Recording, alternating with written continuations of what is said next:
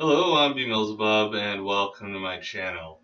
A while ago I did a video talking about my mental health, but I didn't give you the whole picture. I mostly talked about my issues with depression and how that's affected my life. And if you haven't seen that one yet, you'll find the link in the description. So I suggest watching that one first and then coming back to this video. But what I didn't talk about, which probably informs considerably more of my behavior than my depression, is the fact that I have anxiety. It's certainly more vexing to me than depression, that's for damn sure. But that's the other thing I was diagnosed with when I spent that week at the Chillicothe VA mental health ward. And the way anxiety affects me most often is by causing me to be irritable. With very little provocation, it's caused me to lose my temper. And before you worry about this, no, I've never hurt anyone during an episode. My morals aren't that easily overridden that I could hurt someone who isn't physically a threat. But that doesn't change how potentially problematic this is for me. People who don't have anxiety are less likely to understand it in my experience, and having usually been able to grasp the concept that this isn't how I want to be.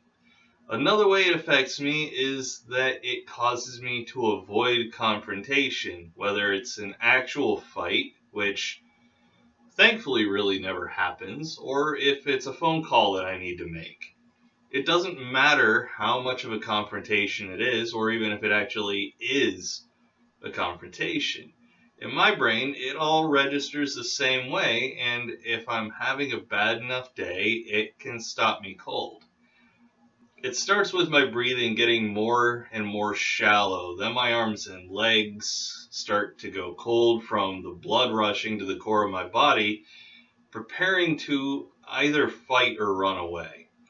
The whole process is mentally and physically draining if it goes far enough. I got into an argument on Twitter recently, as some of you may know, and that whole series of events happened. The shallow breathing, arms and legs going cold and kind of numb, the whole fight or flight response. The fact that it was on an argument on Twitter didn't change the fact that my brain seemed incapable of telling the difference. Viscerally, I thought I was in a fight, even though intellectually I knew that wasn't at all the case. My body still had the same response as though someone was about to punch me in the face. This is one of those times that feelings matter more than facts because it's not something I can help. Another fun thought that I have occasionally, courtesy of anxiety, is that my friends hate me and talk shit about me behind my back. This is almost definitely not the case, and if not for my anxiety, probably would never cross my mind.